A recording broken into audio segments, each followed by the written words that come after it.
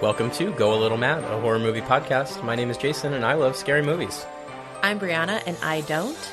And this week, we watched Shaun of the Dead. Not even scary. Not at all. What a treat. Do you ever think that modern life is not for you? Do you do the same dead-end job every day? Is your love life dying on its feet? To a wonderful mum. Or have you ever felt that you're turning into a zombie? Maybe you're not alone. She said. Although no one official is prepared to comment, religious groups are calling it Judgment Day. It is vital that you stay in your homes and avoid all physical contact with the assailants.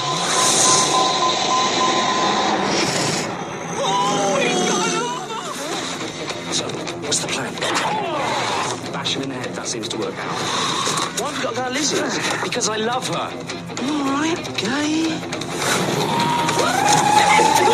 Wait there. Hold it down.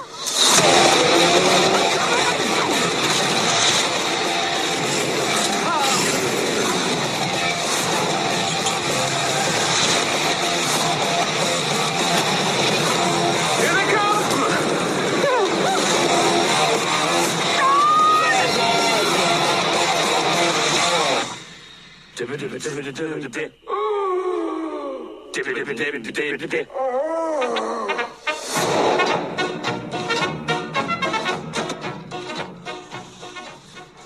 I loved it. So, if you didn't listen last week, the reason we did this was twofold. The first is Briana, not so much a fan of scary movies, and sometimes she just needs to break it up a little bit because we're kind of traumatizing her here. Fully. We're calling it a palate cleanser. Yeah, and the second, more real reason, is that she was doing a little bit of traveling for work and spent a couple of nights alone, hopefully, in a hotel room. And so she didn't want to watch anything too scary before she set off on her trip. That's a fact. And we're going to be watching one about a hotel next week, right? So it's good I'm not... Oh, I am. For one night only, though. It'll be okay. I'll be okay. I promise. I hope. I don't think she will be. We're planning on watching The Shining, and we made that decision before we thought about the fact that she's traveling for work, and that's actually probably a terrible idea. But we're just going to roll with it. It's on tape. It's happening. in stone now. We can't change our minds. It's happening. Okay, well, but this week we're talking about Shaun of the Dead, so let's summarize what that movie is about. Zombies. Well, yes. The end. But also... Also love. Yes, exactly.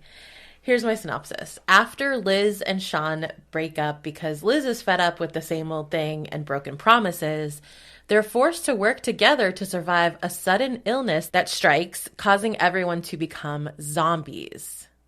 I'm going to take a little bit of an issue with that summary because they are not forced to work together. Shaun, being the hero that he is, after he is dumped, he still makes it his first priority to go over and grab Liz. Mm-hmm. Well, second priority after saving his mother. I mean, what a great guy. What a great guy. Yeah, I guess forced because of Shaun. He forced. Exactly. And that's what every girl wants. If she breaks up with you and then the next day there's some giant world traumatizing event, show up at her front door. That's what she wants. It's probably accurate. What is the Rotten Tomato score for this? 92%. Yeah. Another good one. People like this movie. I expected it to be high. Yeah. I mean, it's a good movie. Why wouldn't it be? Yeah. Yeah. Mm-hmm. Okay. So I've got some pretty interesting stuff. It was inspired by an episode of a sitcom called Spaced. Mm-hmm. Have you come across Spaced at all in your research? Yes. I didn't look up anything about it, but I saw it referenced quite a few times. It co-starred Simon Pegg. It was directed by Edgar Wright, who is the director of this movie. And Simon Pegg's best friend in the show is played by Nick Frost.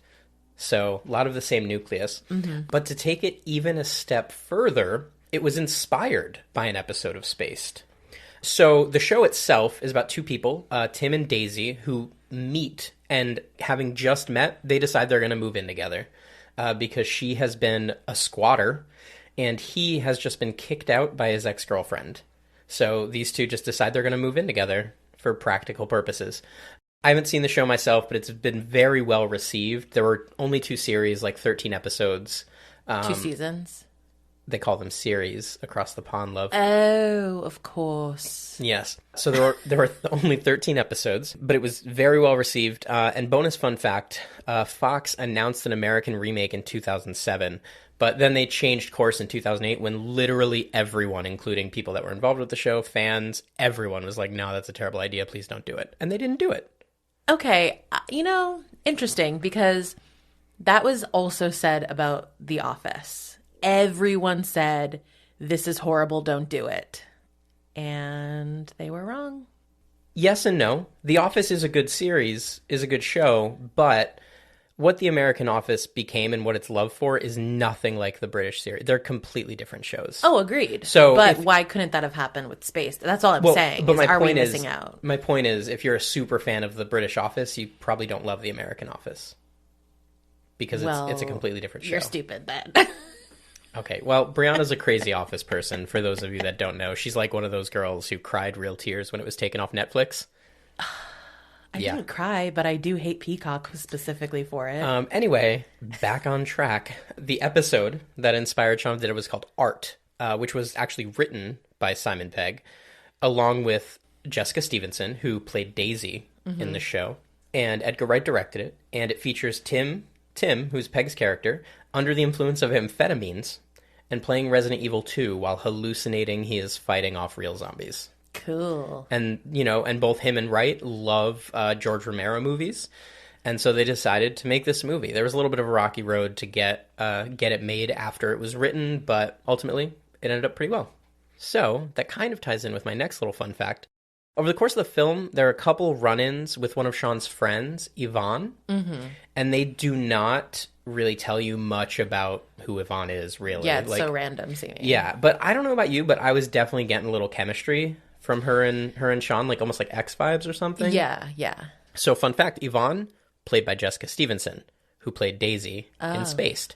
So her and Peg just have this chemistry together from, the show, and that clearly carried over to the screen. Interesting. Yeah.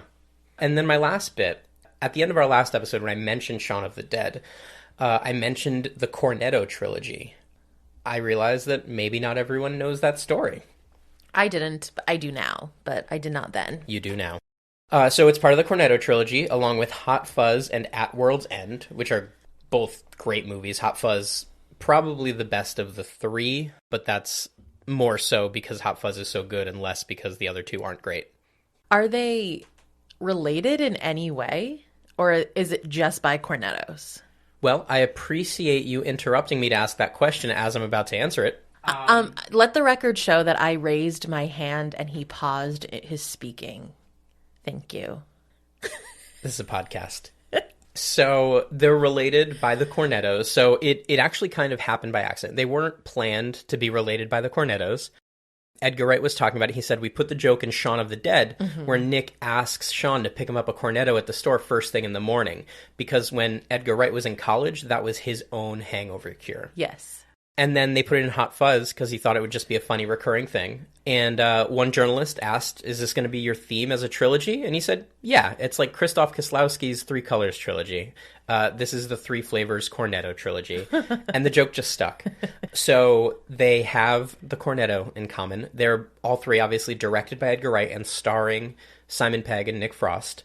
And then all 3 feature a pretty good gag about hopping fences. Oh, that's funny. Yeah, because that's one of the best parts of this film. Yeah. And in Hot Fuzz as well. Yeah, I mean, there's no like storyline link between the 3. Okay, they're not like all about zombies or anything. They are all kind of like supernatural spooky-ish. Hot Fuzz involves a town that has like sort of a demon worshipping cult. And At World's End involves the end of the world by way of alien invasion.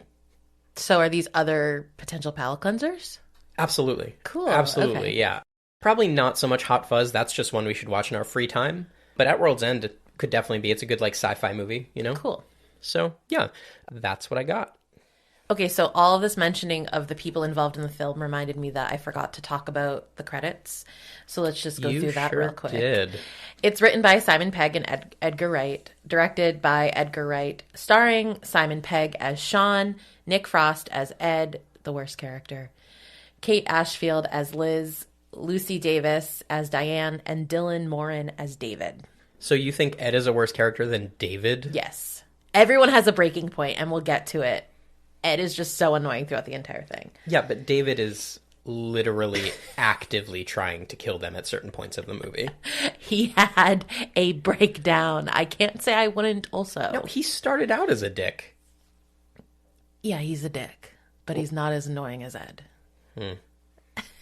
Okay, touch points for this film. I have none. I did not even know this was British. And boy, is it British. It's very... I don't know how to explain it other than it's British. The humor, the jokes, the way the jokes are said, the pace of the speaking is the British. humor and the jokes. Huh? The worst. Yeah. But you know what I mean? Like, it's just British. No, absolutely. It is British. Nobody's denying that. As a matter of fact, that's my first note as we were watching the movie. As the movie starts, you said, "Is this movie British?" And I said, "Yes." And you said, "Is Dawn of the Dead British?" And I said, "No." And you said, "Oh." Yeah. That's how we started this movie. I used to be really obsessed with British things, but never like British humor or sitcoms or anything. I don't get it. So I laughed. No, I didn't laugh at all, but I still liked it. You laughed at this movie. Oh, okay. I don't remember. Do you remember every other moment in your life when you laughed? With you, yes. Oh. What are your touch points? I honestly don't remember the first time I saw it. I remember the lead up to its release. I remember hearing about it before it came out and being excited, seeing trailers. There was a movie site, joblo.com. That's Joblo, no W. Okay. And it's still active, but it's different. But it used to be like my favorite movie site to get movie news. They had like a horror sub-site that was really fun. It's still a good site. It's just, I don't know, nothing's the same anymore, right? I remember seeing the poster, the trailer there, being like super excited about it. And I'm 99% sure the first time I saw it was with Mallory, who's like kind of my go-to horror movie partner for anybody who doesn't know that already. And I've seen it a few times since, but I honestly don't remember the first time. I'm sure it was in the theater. All right, well, let's get into it. But before we start, first of all, this is rated R for zombie violence, which I didn't know was a specific category. And that's just fun. That makes me want to pay more attention to the ratings in the movies we watch. Like, is there like rated R for ghost violence? Maybe. We'll find out. Rated R for leprechaun violence? Oh, no. What? Oh, leprechaun. I don't know if she's going to cut that out or not, but she just almost asked me what movie has a leprechaun in it. We begin with Shaun in a pub. It's last call. He's wide-eyed, drinking and smoking, and a female voice, who is Liz, brings him back to reality. And they're a couple. They're basically at a table currently discussing Ed, which is Shaun's roommate, and how he's inconvenient, just his existence, specifically that he lives with Shaun and for their relationship. But also, she has two roommates who are a couple. They're a couple, right? Yes. David and Diane. They live with Liz. So basically, they're just never having alone time ever. Okay, so anyone who's listening to this who's seen the movie can tell right off the bat you don't get the humor. No, because you can't get humor across in a podcast. Like the way that none of my notes express that this movie is funny at all. Basically, because you didn't get the humor, which is what I just said. I did get it. You're yelling.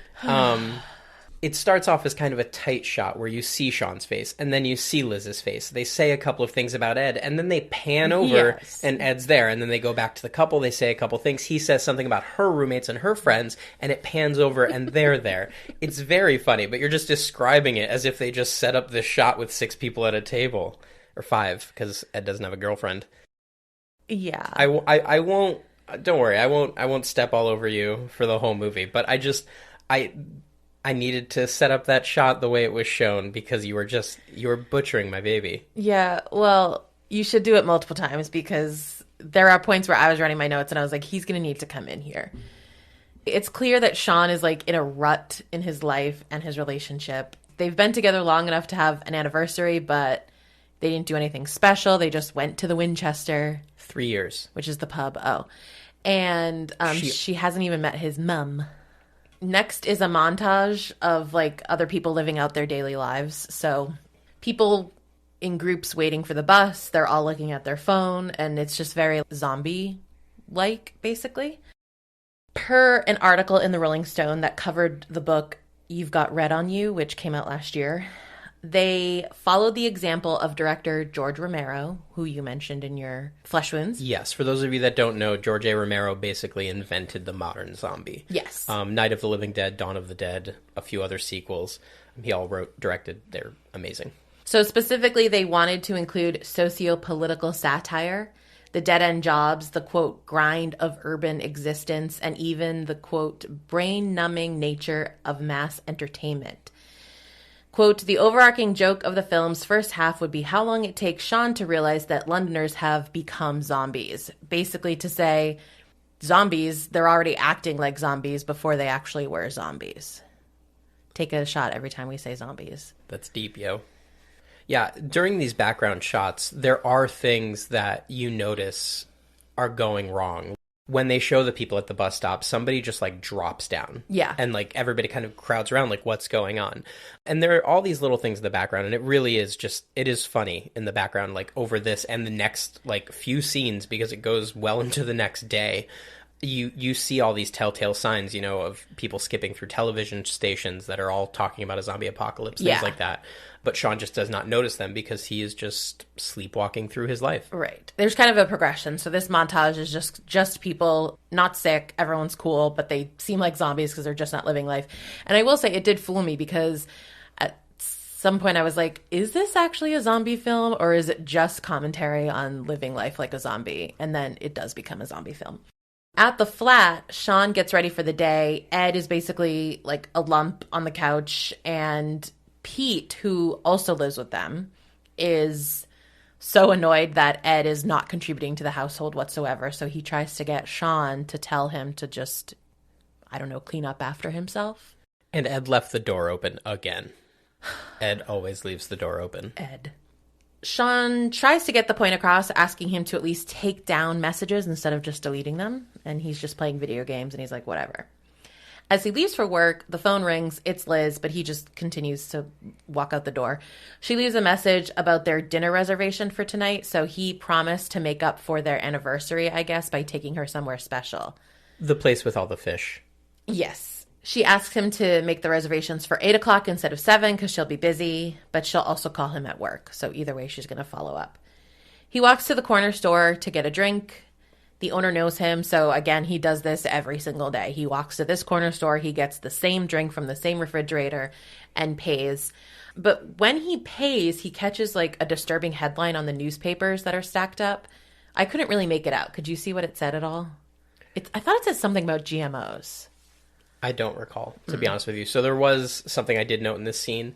As he's walking, he hears a radio broadcast, or at least we hear a radio broadcast. You see really no sign that Shaun heard it or reacts to it at all.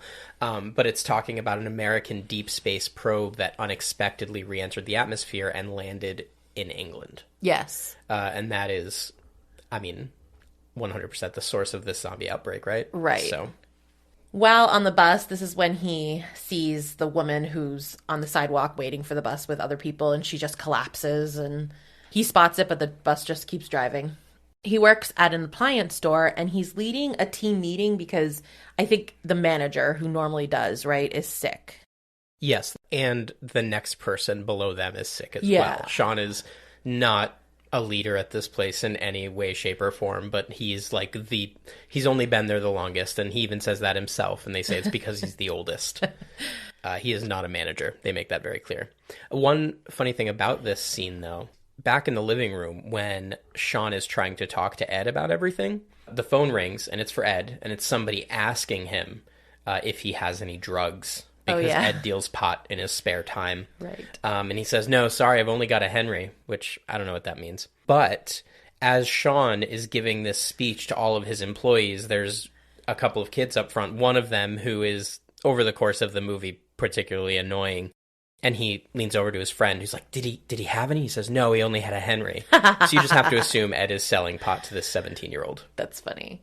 Yeah.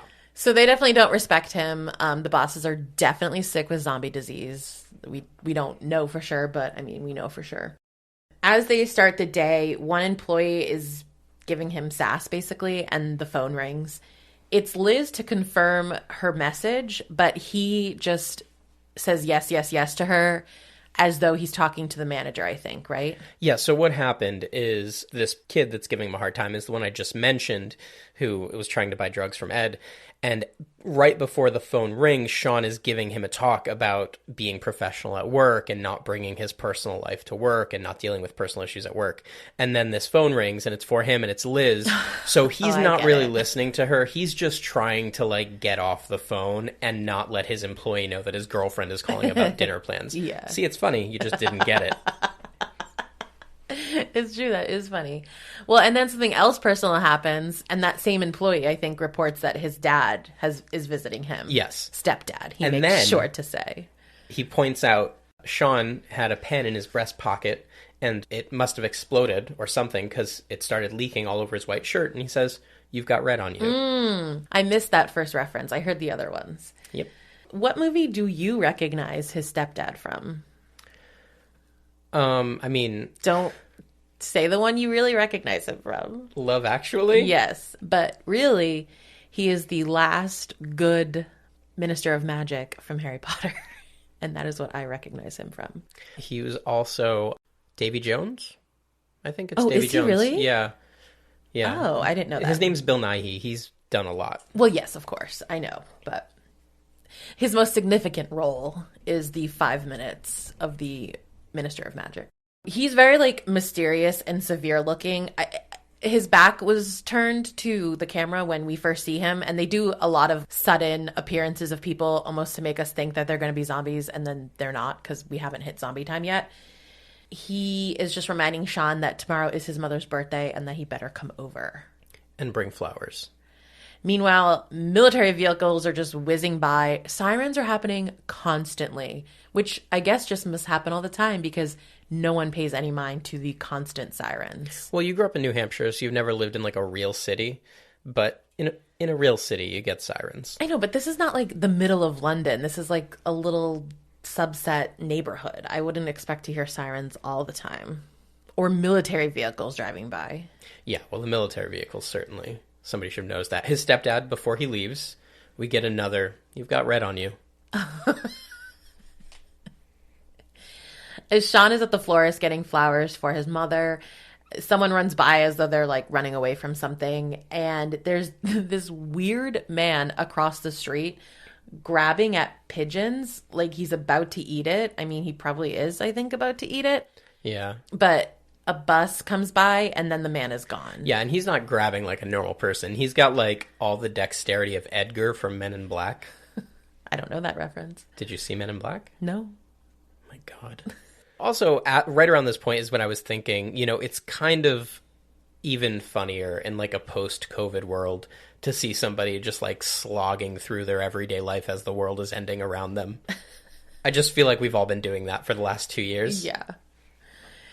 Okay, well, here's the real COVID nightmare because he's on the bus and people look like death.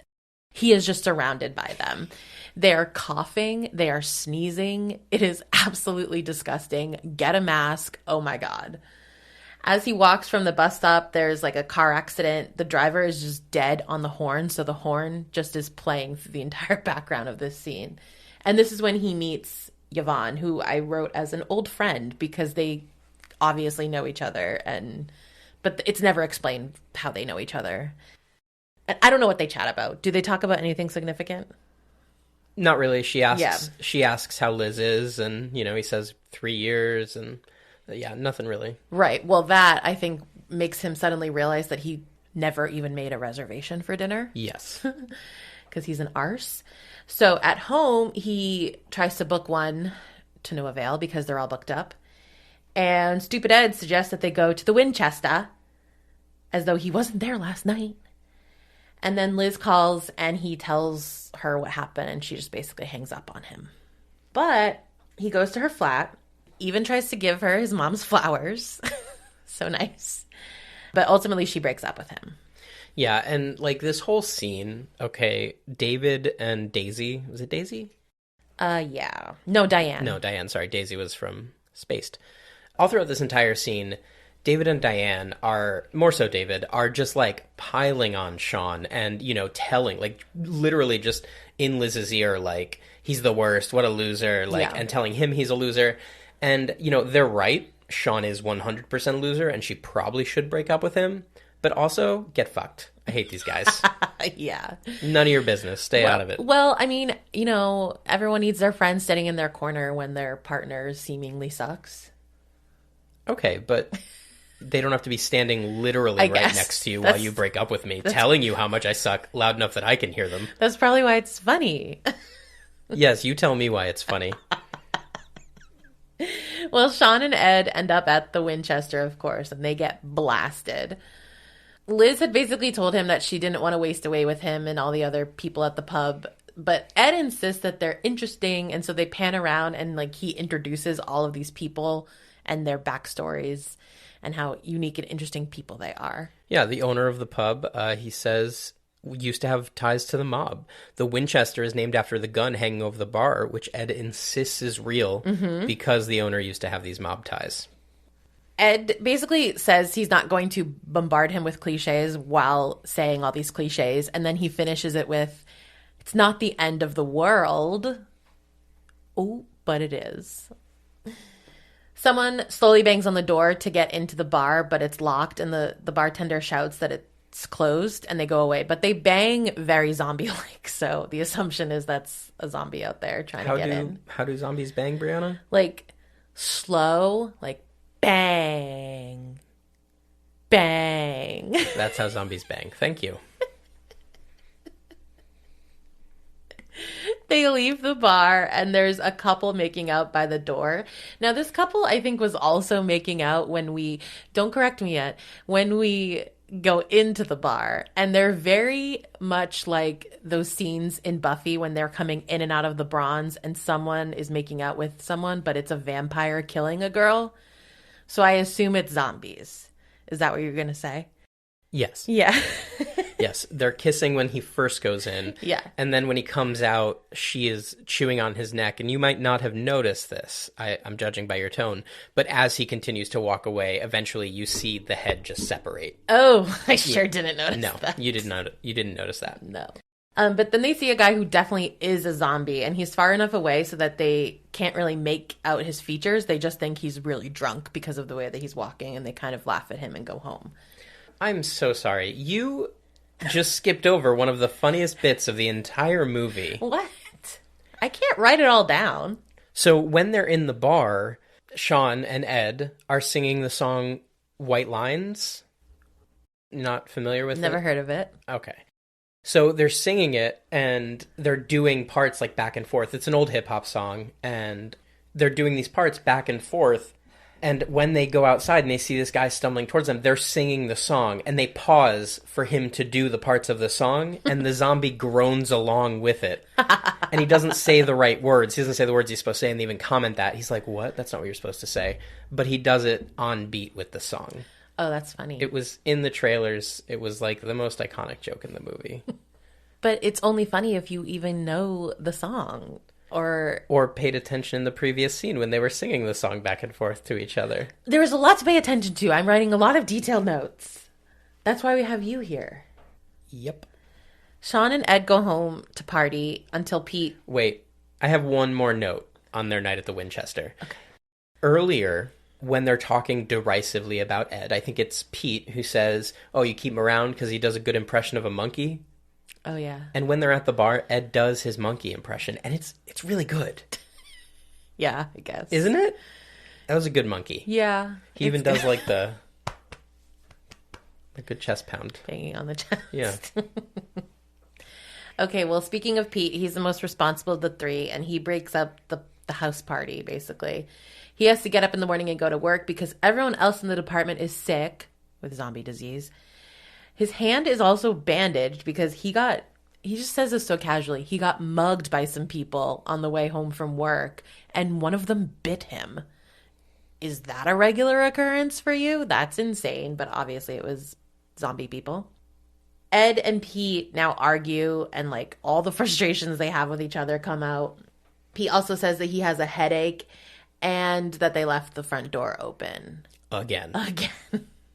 So there are two great things about this scene that pretty much tell you what's going to happen. This movie is full of that. This movie is full of people making seemingly innocuous comments or jokes, and then it tells you exactly the way the movie is going to play out. Like the "you've got red on you" being that example. But in this scene, when they're fighting, Peter yells at Ed, "Why don't you go and live in the shed?" Oh, which is where Ed ends up funny. living at the end of the movie. Spoiler alert. Second spoiler alert, as you might have guessed by Pete's wound there, as soon as Pete walks out, Ed is kind of, he's still upset about the fight, and he like mumbles and kind of says to Shaun, "Next time I see that guy, he's dead." And sure enough, the next time we see Peter, he is a zombie. He's sure dead. Well, the party's over, and Shaun stumbles around the house. He listens to messages and scribbles notes on the whiteboard, including, like, what is it? This note is like, get Liz back, Yeah. get your life together. Yeah. And let's be real, I've written myself notes like that before, haven't you? Probably, Yeah, yes. we've all done it. That's just the millennial way. And he just stumbles backward and passes out sitting up in a chair. The next morning, he walks to the corner store. This time, he's now missing actual zombies everywhere. Everything is a mess, but he's not noticing anything at all. He grabs the same drink from the fridge, but it has bloody handprints on the fridge. He slips on what we assume is blood because we don't see it, but he slips. The store owner isn't even there. He just shouts to him that he's like leaving the money, and he leaves. He actually shouts, "I owe you 14p. He didn't even leave enough money. That's hilarious. He walks by like a fully dead person. He keeps passing by more zombies and just returns to his flat. He turns on the TV, but he skips over all the news reports. So you only hear key portions like epidemic, dead, everyone dying. But they all actually, like, the way they're cut, they form a coherent sentence about what is happening. I didn't even notice. Damn it, I wish I noticed that. You didn't notice that? No. I mean, it all made sense what they were saying, but I was just like, oh, that's funny. They're all... Yeah, it was basically that, like, Austin Powers gag where they, Yes. oh, that looks like a giant Johnson. Yeah. It was really that, good. except with 17 news reports about zombies ending the world and not a spaceship penis. So before he like settles on anything, Ed distracts him by saying that there's a girl in the garden. She's standing in the garden facing away from the home, and so they go outside to try to get her attention. They think she's drunk, and so Ed throws like a small rock at her, and that gets her attention. And she turns around. She's very much a zombie, and she attacks them. And like, that's the beauty of being like absolutely terrified by people, because this would never happen to me. Even if I were this oblivious to a zombie apocalypse for some reason, if somebody I didn't know were just standing in my fenced-in yard, I would not say a thing to them. I would close the curtains and just hope they go away. I would never go out there and talk to them. Well, that's good to know as someone who lives with you, but we have to get rid of the randos in the garden. We have to. We have to call the police then, just so you know. That's fine. You call the police. They end up like fighting with her basically and push her away, and she stumbles back, falling onto a giant pipe sticking up in the yard. That's a hazard. She just lands on it straight through her body, and they're like, oh no. But then she gets up because she's a zombie, and we just like see them through the hole in her body. It's a really cool shot. Yeah. Before we get on to what happens next, I just want to talk about this girl. Her name is Nicola Cunningham. Her name in the in the movie is Mary. And from Simon Pegg's Instagram, he said, "It's easy to forget that zombies represent a tragedy. The more they screech and run, the less apparent that tragedy is. A zombie is a walking personification of life lost. There was sadness and confusion that Nicola brought to Mary that I found really quite touching." So I just wanted to include that because you know what? When she did turn around, I was like, she does have an expression on her face. It's like strange because most times I think of zombies as not having an expression, but she did. So good job, Nicola Cunningham. Anyway, they turn around to run back inside, but now there's a giant zombie man blocking their way. Somehow they do get inside. Shaun is on the phone. I think he's trying to call Liz, but it's engaged, which is just some British language that I appreciate. Instead of it's busy, it's engaged. The line. The two garden zombies are now right up against the glass window. And they sit on the couch and now start watching news reports about what is going on. Meanwhile, someone comes in through the front door because they left the damn door open. Yeah, so as soon as you hear somebody come in, Briana, at the top of her lungs, and I'm sorry for my language that's going to offend anybody here, they fucking left the goddamn door open, those fucking idiots. Word for word. Well, and I did not say that half as aggressively or as loudly as she did at the time. Am I wrong? Twats. No, I just, up until this point in the movie, I didn't realize you were invested enough to get that angry. Well, I already hated Ed, that's why. This one's missing an arm, but he is still going strong, and they throw a bunch of stuff at him and end up killing him by hitting him in the head with something. It's a glass ashtray. Nice. Yeah, and it, like, he gets, like, a massive head wound. It, like, punctures his brain. The other two burst through the glass, so they gather up stuff from the kitchen, and they go outside to now kill these two, because they figured, okay, we can kill them by hitting them in the head. Well, no. They didn't figure that so much as it was said repeatedly on news right as this was happening. Well, yeah, right as it was happening, but they clearly figured it out, too, because it's dead. Well, right, but again, like, they reacted to that. Like, they're like, oh, the head. Like, they made a point of seeing the news report and talking about it. I wasn't sure of the order. Yeah. So they throw a bunch of random kitchen stuff at them, but they just keep missing. And also, they're too far away to really kill them, I think. And then they move on to records, and they start, like, frisbee throwing them at them. As they're going through the records, though, yeah. Ed is going through them and suggesting them, and Shaun is saying, no, not that one. No, not that one. We can't throw away that one. Not that one, not that one. And I have to just say, this reminded me so much of when Briana and I moved into this house, and we were packing up the condo. And I kept mentioning things like, hey, do we need this third bottle of hot sauce? And she'd say, no, you can't throw that out. We need that. You need to bring that with us. And she wouldn't let me throw anything out. And it was the exact same vibe as this conversation. Well, I used all those bottles of hot sauce, so I guess I was right. I guess so. But the real question is why you had 3 open bottles of hot sauce to begin with. Because you need it. They were the same hot sauce. Just for clarification, if that wasn't clear. Because they... Shaun is very sensitive about the records. They decide to give up on that, and they go to the shed, and they get some actual weapons. One is a shovel, and I wrote giant paddle for the other, but it's a croquet or croquette. Cricket. Cricket, yeah. A cricket paddle. Okay, croquet is the lawn game. Yeah, I know. Croquette is food. I know. And cricket is the British sport. Yes. And, you know, I do have to just say, as much as you hate Ed, from the time the first zombie shows up to this point when they get these weapons, Ed has been just very on top of it, full of ideas, very resourceful. He really saved the day here. Just saying, he was the one that killed the first zombie. He's the one that suggested they go to the shed for the tools. Ed really pulled his weight here. That's all I'm saying. Okay, I'll give him that. Well, they end up beating those two to death, or death again. And now blood has splattered on them, so they both have red on them. They go inside and they listen to a report that talks about symptoms, including headaches, and that getting bit by someone, you should just isolate yourself. And they look upstairs to Pete, who was bitten and has a headache.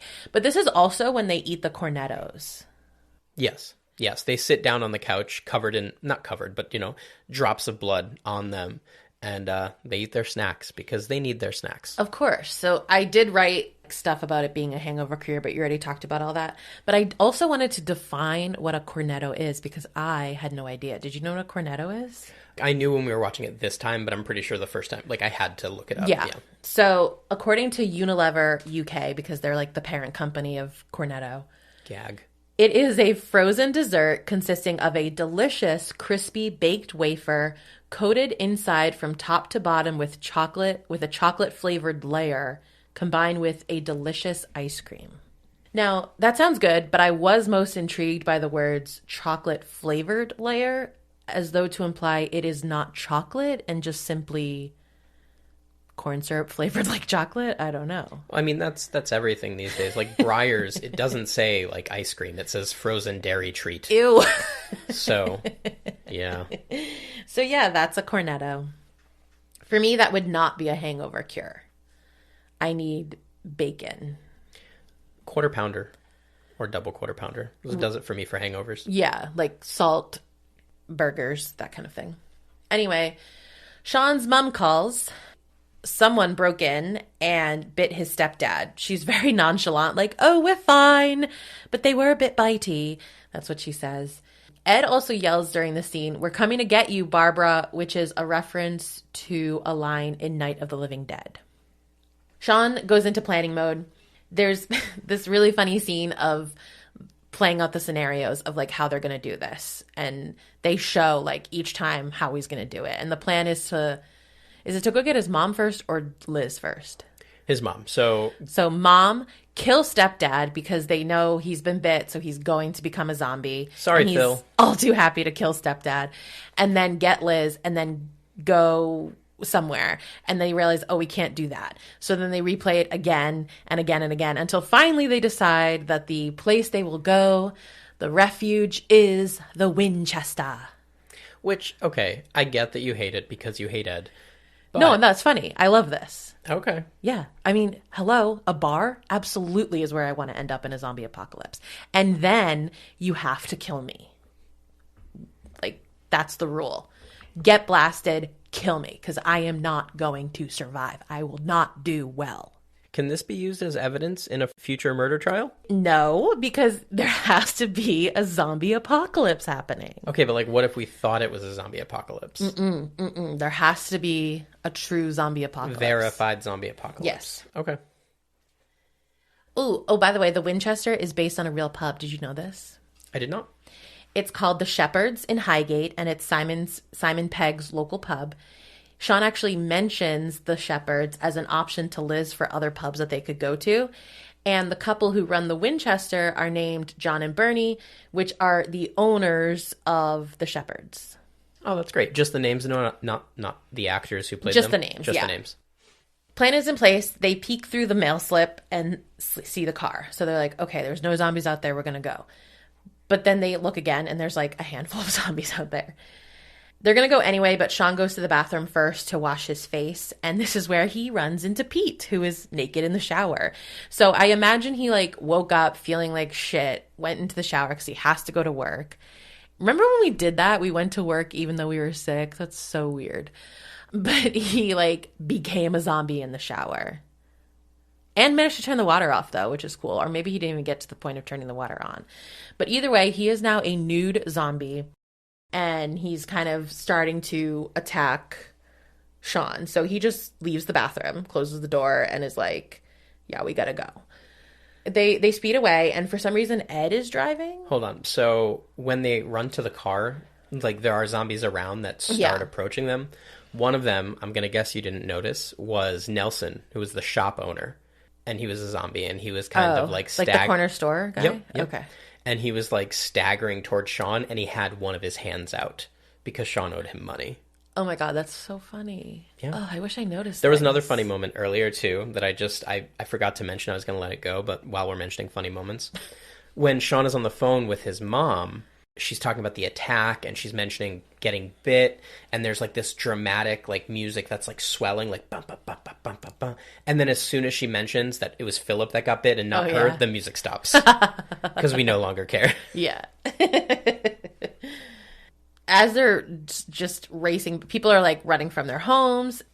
Oh, there's a body bag moving. So like an ambulance and a body on Stretcher. the stretcher, and inside, no, there's the body bag and it's just moving. It was really dark. Like, this is a comedy.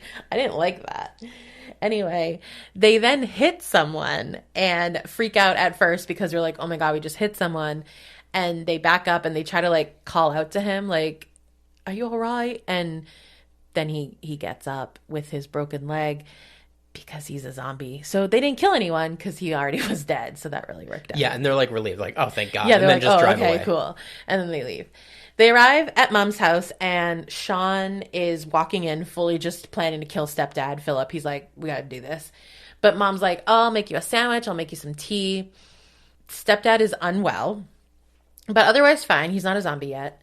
He's anti-zombie apocalypse. He just thinks it's people on drugs. And I just wish we could have people who just believe what is in front of them for one pandemic. That would just be really cool, and not have them questioning it. Don't make it political. One pandy where everyone believes it. That's all I want. Mom will not abandon stepdad, so they all head outside to the car. Ed the idiot crashed the car because he's an idiot, so they have to drive stepdad's Jag. Ed crashed the car on purpose so he could drive the Jag. Well, he's still an idiot. They could have had two cars. Just again, I feel like that's a joke that you missed. No, as I was writing it, I figured he probably crashed on purpose. But zombies attack while they're trying to get into the car, and they get a chunk out of Philip's neck, the stepdad. Oh yeah, it's honestly, he's alive for a good like 10 movie minutes after Yeah, this, and so it is long. crazy how long he lives. I would have thought that kind of neck wound you'd bleed out in seconds. Yeah. They make it to Liz's flat. He has to ring in. Hold on, real quick. Just another moment where Shaun is such a great guy. During this whole kerfuffle, like after Philip gets bit, he tells Shaun, he's like, just leave me. Like, I'm as good as dead. I'm only going to cause you guys trouble. Just leave me. And Shaun is like, no. And he picks him up and puts him in the back of the car. Oh, that's nice. He's a good man. Liz lives like in an apartment building, and so Shaun has to ring in, and there's a bunch of zombies outside, and so they're just kind of closing in on him as he's trying to get in the door. So he rings in, and they listen through the speaker, but all they can hear is zombie noises, so they don't let him in. But he climbs in through the outside. So like he climbs up, I don't know how far up she lives, but he climbs up the outside and they let him in through the window. Yeah, so earlier in the movie, when he went to see Liz right before she broke up with him, initially they wouldn't let him in the apartment or the flat. He implies that he's going to climb up the side, and they pan over to the side kitchen window, and you hear him like, trying to get up, and then you hear the doorbell buzz again, and he can't get up. And this time, same thing, except when they pan over, he actually makes it through the window. Again, just showing the steps he has taken and the hero he has become. He's the hero, yes. Liz and her roommates don't want to leave. They argue with him, but ultimately they decide to go, and they all pile into the Jag. There's just like too many people in this car. Stepdad is just bleeding out. But Liz and Mom finally meet each other, so that's nice. Then we have a nice moment between Philip and Shaun, because Philip realizes he's definitely dead. And so he starts like saying goodbye. And he says that I guess Shaun's real father died. And so he came into his life when he was 12. And that was hard, obviously, to try to like come into a 12-year-old's life. He always loved him, but he just never like, why didn't he act like it? He didn't seem to act very nice. But they have a good forgiving of each other, loving each other moment, and then he dies. It's a very wholesome moment. Yes. You know, I was surprised. I was waiting for it to like be funny. He didn't act like it because sometimes men have trouble expressing their emotions, Briana. Oh, that's right. I forgot. Yeah. Toxic masculinity. Shaun has to scream at Ed to pull over because it's Ed. And that's when he tells his mom what happened. And then shortly thereafter, Philip becomes a zombie. Yes. And earlier in the movie, when they first got to Liz's flat, Shaun tries to get out of the back seat. Yes. And he can't because the child locks are on. Right. So the back doors cannot be opened from the inside of the Jaguar. Yes. So he climbed through the sunroof, right? Yes. So they did the same thing. The people in the front were able to get out the front. Some people from the back came out the front or through the sunroof to escape. And now Philip is basically locked inside the Jag. And their weapons are in there too, I believe. The cricket bat that Shaun's been using. Yeah, up I to this think point, so. Which I just want to point out or mention, I did not know what the other side of a cricket bat looked like until this movie. I think I just assumed that both sides were flat, but the other side is kind of rounded and, fuller to, put weight behind the swing, I imagine. And that was just, it kind of shattered my entire world. I thought it was flat on both sides, and what else am I so sure of that I don't even think twice of that I'm so wrong on? Well, I didn't even know cricket needed a bat. I don't know what cricket is. You called it croquettes. Yes, I sure did. Before they move on, obviously Mom is very upset. She just feels like, but he's there, quote unquote, alive. Why can't we just? And so finally Shaun is like, the man you know is gone. Like that, nothing in what you see is the man that you know. And then while he does that, Philip reaches up to the front seat and turns the stereo down, which is what he asked to be done when he was alive in the car. So it's just like, he's not him, but he still is because he's turning the radio down. That also just telegraphs what happens to Ed, later in the movie where, Shaun is saying he's a zombie. He's not himself anymore, but he's a little bit under the surface. Yeah. And also before they move on, fucking David, is just like, you mean to tell me we have to walk? What else do you think you're going to do, David? There's a zombie in the only car you had keys to. And he is just so upset about the fact that now they have to walk and blames Shaun as if there's another option. Fuck off, David. Well, they didn't have to leave the apartment. That's kind of what his thought was. But anyway, they walk through neighborhood back alleys. They pass zombies feasting on a body. And then they run into another group of survivors. And Yvonne is leading that group. They don't band together though, which I thought was funny. They just have this awkward oh, hello, you're still alive. Great. And then they, how at the end of a little league game, all the kids have to say good game, good game, good game, and they high five each other. That's basically how they all pass each other, just being hi, hi, hi. Yvonne asks Shaun what they're doing. He's like, we're going to the Winchester. And she's just kind of like, oh, okay. And she introduces, and Yvonne's party mirrors Shaun's party. Yeah. So it's Yvonne and Shaun in front, and then Liz and her boyfriend, played by Martin Freeman, by the way, handsome fella, right behind her. And then her two roommates that are a couple, and her mom. And then an Ed clone in the back. So the two parties, as they pass each other, you're seeing that they are just the same people. Yeah.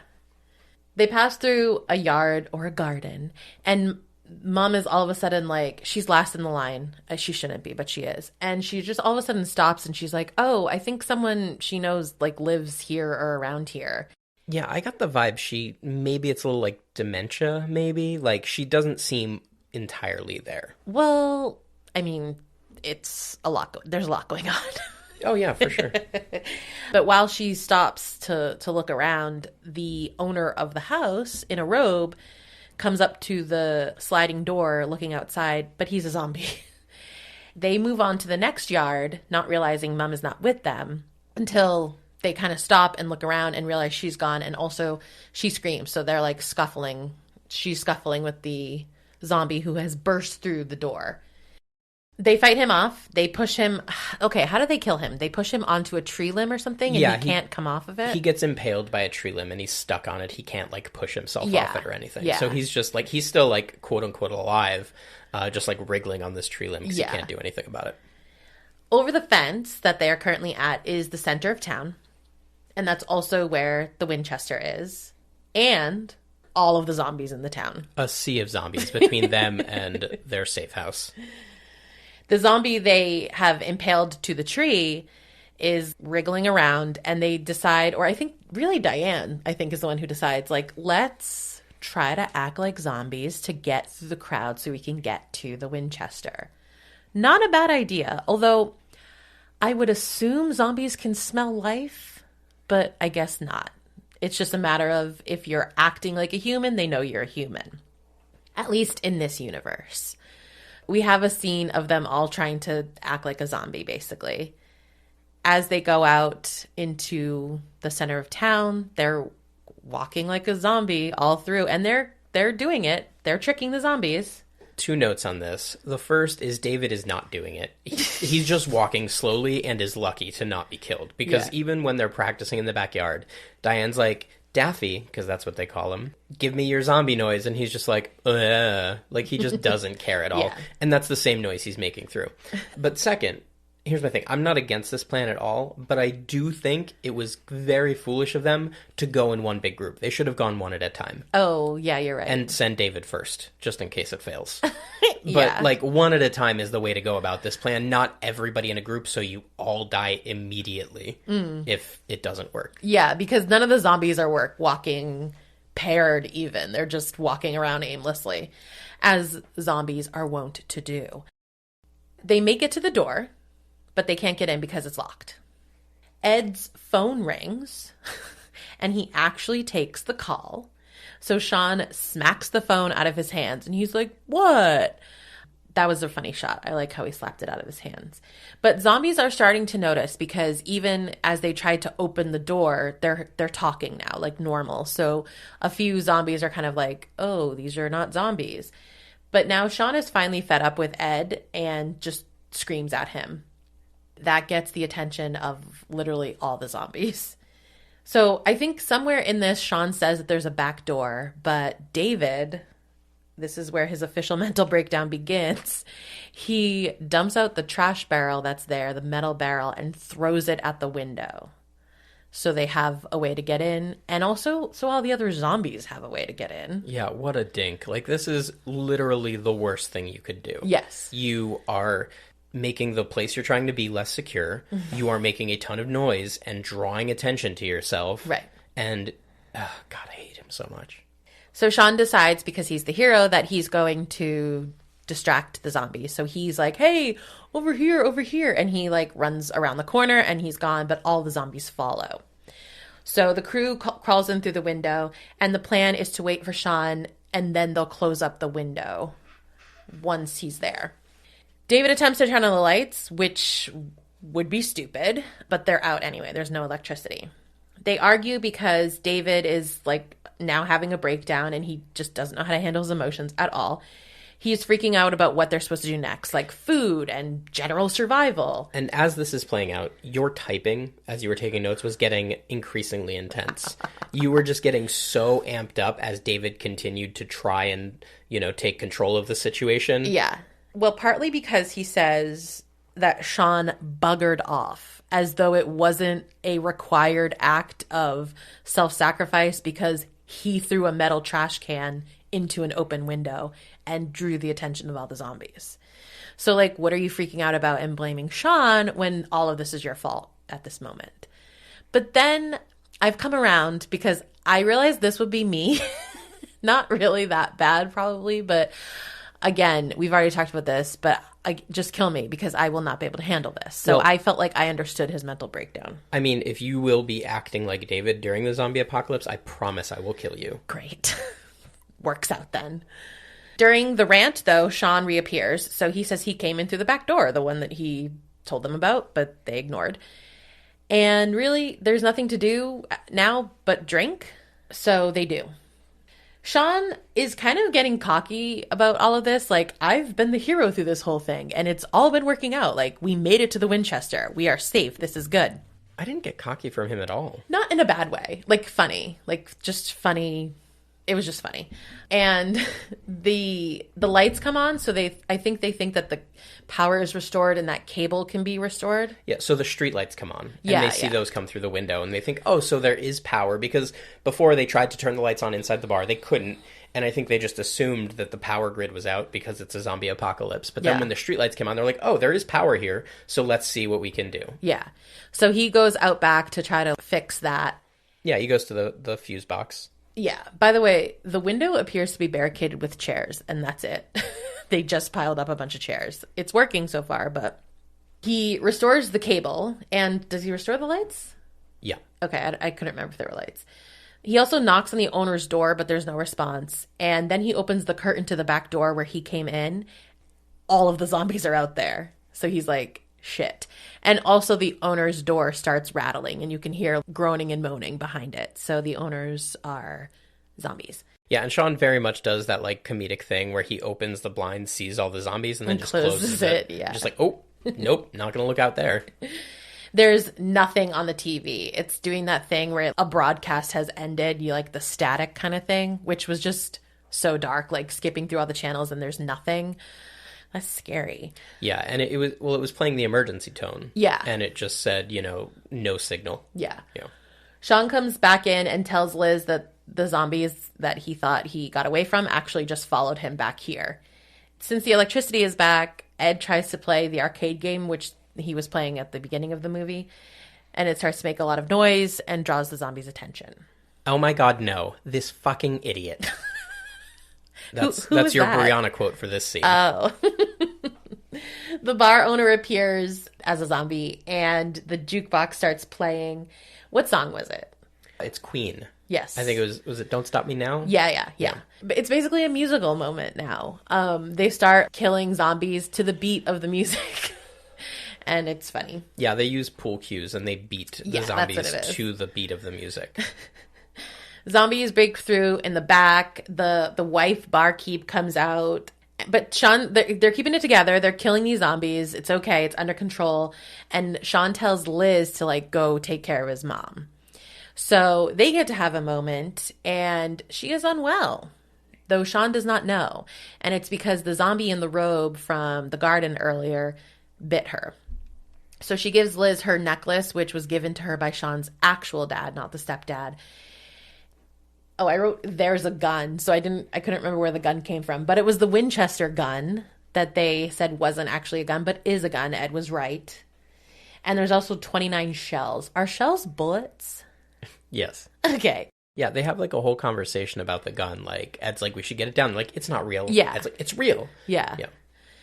Shaun is a bad shot, which I appreciate the realism. And he gives the gun to Ed so that he can go see his mom. And they have this whole passing of the gun through each of the characters so that it ends up with David, who says that he's a pacifist and he doesn't even want to hold the gun. Shaun's mom dies. It's very sad. Shaun does not take it well, as one would. David, previously, just a quarter of a second ago, self-declared pacifist, aims to shoot at the dead mom because he knows she's going to become a zombie. Now, he's not wrong, but, like, give it a second. Yeah, I mean, him being right doesn't make him any less of a total asshole in this situation. He's just like, all right, well, gotta kill her. Yeah. Gotta kill her. Everyone's mad. An argument happens. It essentially comes out that he's always been in love with Liz. Even Diane knows this, and she has accepted it. And she's like, why can't you just accept it that you love her? So that's why he was such an ass about Shaun in general. Yeah, well, I mean, Shaun says that several times before this moment. He, like, calls him out. He's like, David, Yeah. Yeah. Liz de-escalates it, and while everyone is, like, finally coming off of the argument, Mom comes back to life. And David quickly passes the gun to Shaun. So he was going to do it earlier, all Rambo style. And now he's forcing Shaun to shoot her. Which is even worse. Yes. What a coward. Yes. You wanted to do it when you knew they were going to stop you. But now that it needs to be done, you don't have the guts. So he does it, right, Shaun? Shaun absolutely does it. Yes. And then he punches David. David then grabs the gun and just immediately shoots Shaun. But the gun, which it had done many times before this, stalled. Is that the right word? Stalled? Misfired, yeah. Misfired? Yeah. Jammed. That's actually what I wrote. I should just read what I wrote. And then as soon as that happens, he's like, right, I'll leave. And he goes to leave, but they don't want him to leave because he'll die. And also zombies will break through. Yeah, well, that's what it is. He's going to go out the door, and they don't want him to open the door. So they convince him to stay, but he's close to the open window covered with chairs. And the zombies burst through that, grab him, and quite literally rip him apart. It's very graphic. So disgusting. Briana was very unhappy with it. Oh my God. But honestly, it's the death David deserved. It absolutely. And he was alive and screaming for every wonderful second of it. Oh, I mean, his literal intestines were shot up into the air. It was like, Oh, wow. Okay. Yeah, and they've like got his legs and they're like trying to pull him back in. They like and eventually, quartered him. Yeah, eventually they just rip his legs off. Yeah. Yeah, it's good times. Diane runs out to avenge him. I mean, what are you going to do? And she's just, immediately dead. Yeah, bye. Then the zombies flood in. Chaos ensues. Ed makes like a bomb with alcohol in a bottle. Is that what he's doing? Yeah. What do we call it? Molotov cocktail. Okay. And when he's about to toss it, he gets attacked. Pete comes in nude. Shaun shoots him. Zombie Pete, just to... Well, yes, zombie Pete. In case you forgot Pete was a zombie. Yeah. Also, I think the assumption at this point is that Ed is also dead. So... Yeah, so when Ed is grabbed, you screamed at the top of your lungs, "Bye, Ed, won't miss you, so sad." Yeah. I wrote, not sad about Ed. Liz and Shaun are the last ones standing. See, it is a love story. Okay, but then you say that again. You like at the top of your lungs, "Bye, Ed, won't miss you, so sad."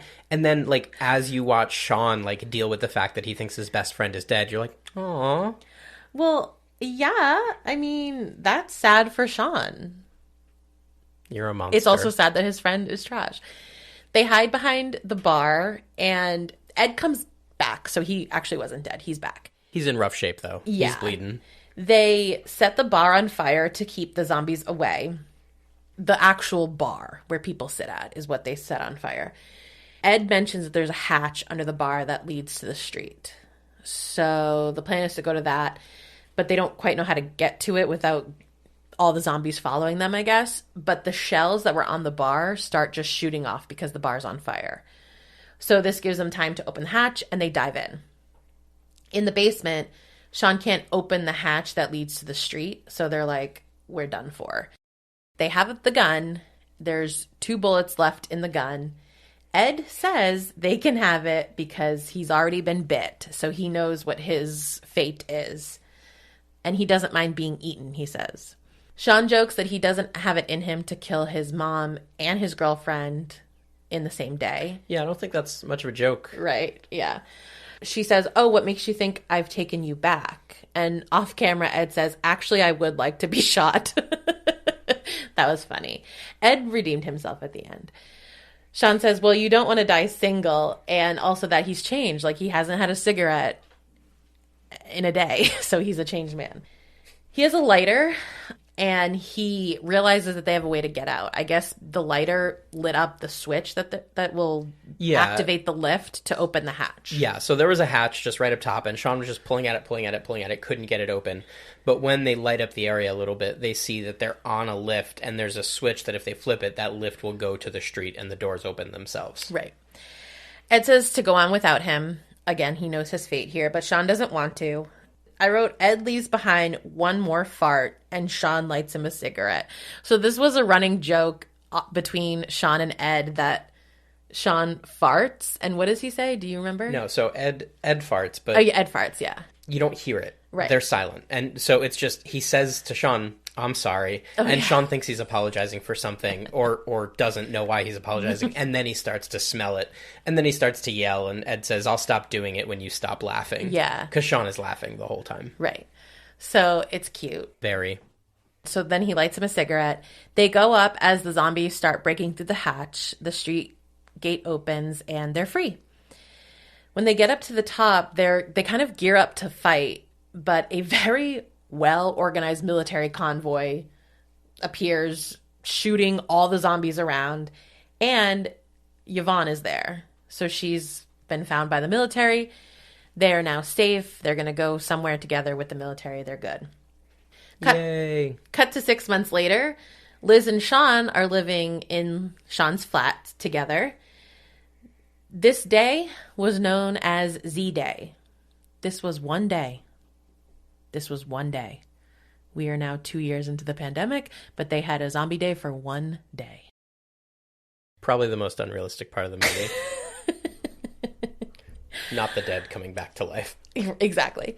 Okay, so there are still zombies in existence in this world. They use them as like workers, like farming and other manual labor.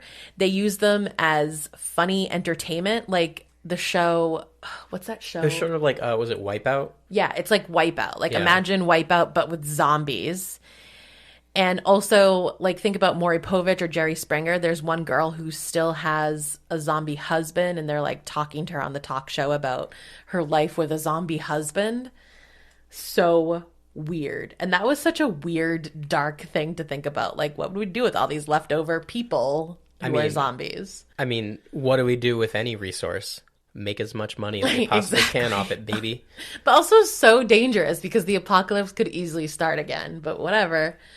They talk about their plans for the day, and it's just like a simple, like, they're gonna end up at the Winchester. And while she goes to make him tea, he says he's gonna go out to the shed for a little bit. And he goes out. It's where his video games are. So I was like, oh, they made a compromise. Like, his video games are outside, so he can go there. But then you see Ed is there, zombie Ed, and they're going to play video games together. And the best part is Ed is about to try to bite Shaun, and he goes, Ed! And Ed stops trying to bite him, and they just play video games. Because there's still a little bit of Ed in there. He's a tamed zombie. He's still his best friend. And that's that. The end. You, as it ended, I think as the Ed zombie was there, you went, oh my God. I felt like you didn't like the Ed zombie. I just don't like the idea of keeping zombies around. We're gonna have another apocalypse. I mean, come on. Well, but what if they're like, it's unstoppable? Like, what if somebody dies of natural causes, they turn into a zombie? We got to do something with them. You have to kill the zombie. You just kill it. I don't care how the person died and then became a zombie. You got to kill it. Always kill. Wow. When there's money to be made, you are not an American, Briana. So speaking of there always being zombies, though, a sequel was considered with different monsters, but Simon and Edgar were happy with it just being like a standalone film, which I thought you would appreciate. It's kind of a nice change for this genre. Sure is. Apparently the proposed title was From Dusk Till Shaun, which is amazing. And a poster for it can be seen in Spider-Man Into the Spider-Verse. So was that a vampire movie? There's no details. It's just other monsters, all I read. Because Dusk Till Dawn is a vampire movie. Then probably. Another couple little fun facts that I found I just wanted to include. Distributors had to hold the movie back for 2 weeks because Dawn of the Dead, the 2004 remake, was released in the UK. And in 2011, BBC Radio 1 voted this as their second favorite film of all time, behind Shawshank Redemption. Great movie.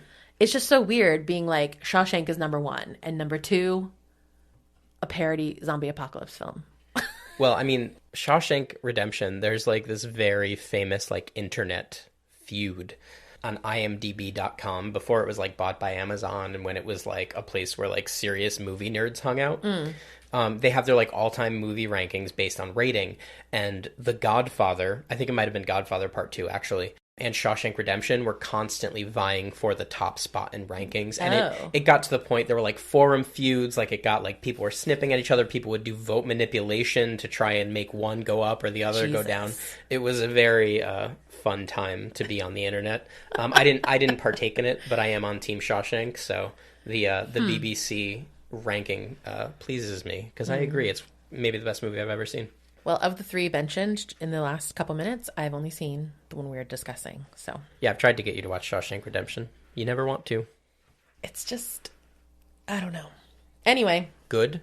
Is that the word you're looking for? Good? Yeah. Anyway, what is your jump score for this? 0. I gave it a 1 just because there were a couple fakey moments. But yeah. And the nightlight factor? Like 4. Not much of anything, but just because if you're kind of sensitive, the gore can get to you. Oh. But it's all presented in such a funny tone that it didn't scare me at all. But I just feel like that David getting ripped to pieces might bother some people. I gave it a 0. Fair enough. And your horror buff score? 9. Yeah, I got nothing bad to say about this movie. It's funny. It's entertaining. It's a good love story. It's a good zombie movie. What more could you ask for? My scaredy cat score was a 0 because it didn't really scare me. Fair. And neophyte score, 7. 7? Yeah. It's because you didn't get any of the jokes. I got the jokes. I just told you I'm not a fan of the British humor. You realize you're saying this on a recording where people have just heard me explain like 5 of the movie's jokes to you that you didn't know over the last hour. Yes. So you still want to stick by the I got the jokes? Yep. Bold. So brave. We already said it, but just to officially say it where we're supposed to say it, we will be watching for our next episode, The Shining. Yes, it's a long one. Might be a longer episode. Oh, is it long? Yeah, it's long, and it's a scary one. This is I think the first movie that gave me nightmares as a kid. So, have fun. I don't understand why. It doesn't seem from the trailers that it's scary. Oh my god! Or from the pop culture references that I've seen. I am not afraid of the twins. Maybe in context I will be. I am sure that in context you will be, but I mean, apart from the twins. Well, there's a lot to dive into. Yeah, but you'll see some stuff. You'll see some stuff. I'll see some stuff. Okay, cool. Thanks for listening to Go a Little Mad. Remember to follow or subscribe to us on our favorite pod platform. Like us on Instagram, Facebook, and Twitter at Go a Little Mad. Share us with everyone you know and give us a 5-star rating and review. Also, we have a website. It is goalittlemadpod.com.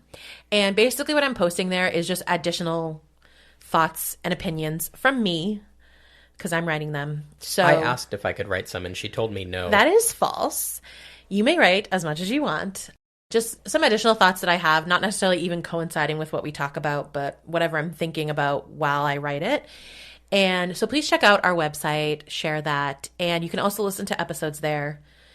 And just today, I created a TeePublic site for us. So if you want to buy merch from us, you can do that.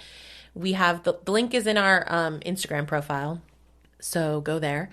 And it's t-shirts, mugs, stickers, bags. Giant tote bag. You can get swag. You can get a tote bag big enough to fit a dead body in. Yeah. With our logo on it. And that's perfect. Yeah. What could be more perfect than the dead body in a logo bag of ours? Yeah. Yeah. People say, what do you got there? You say, a hilarious podcast and a corpse. Thanks, guys.